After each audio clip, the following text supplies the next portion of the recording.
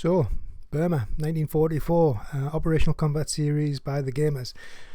I've only really played little tiny bits of this. I've looked at the White Tigers, Black Cats, I think it is, scenario a couple of times.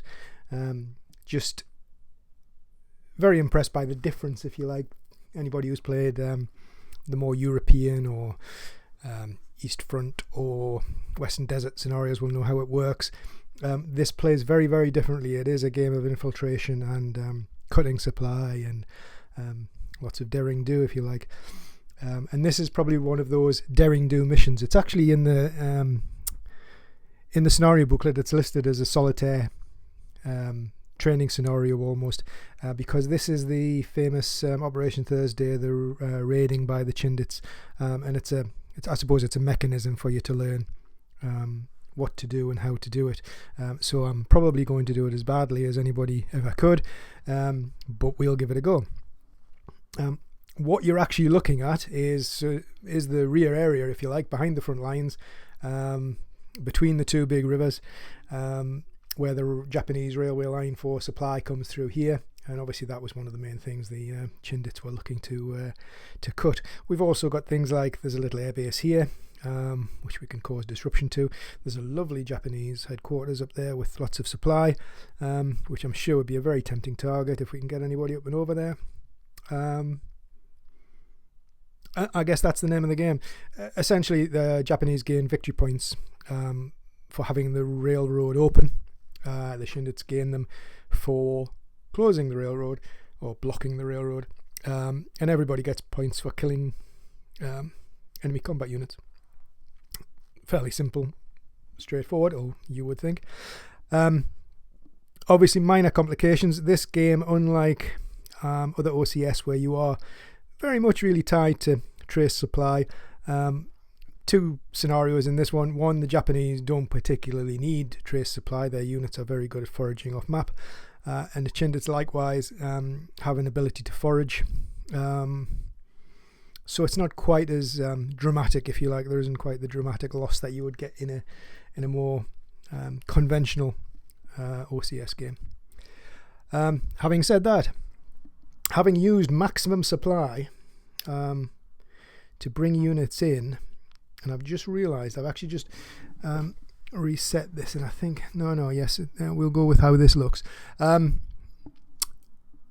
I kind of already did this. I did maximum insertion, or what I believe to be maximum insertion for the Chindits, so we can transport 10T.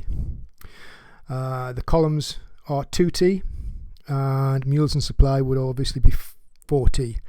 So we have, if you just have a quick look here, we have a column, we have a mule, so there we have 4, 6, there we have another 2, and yeah, I was right, I have taken off one unit too many, so there should be another one there. That is our 10T. So they were dropped 50% by paradrop and 50% by glider, all successful, all landed well, so nobody with DGs or anything. I should point out I've actually used these markers here to represent the two Chindit clearings. There's actually a third Chindit clearing, which is just off the map to down that away. You get to choose to use 2 out of the 3. I was going to split it, in the idea being that the Japanese would then have more ground to cover to kind of get a handle on you. But for this particular, like I said, it's the first time I'm going to try it. I've gone with the option of having the 2 units, or the 2 clearings, relatively close together. So we're going with that. Next turn, we will have a pretty similar lift. It's actually different by 1T because we only had 9 gliders, 5 C-47s and 9 glider points. So we will be missing 1T, which will be a combat unit again, or it will be a smaller combat unit basically than the columns. A 1T capable, if you like, at that point.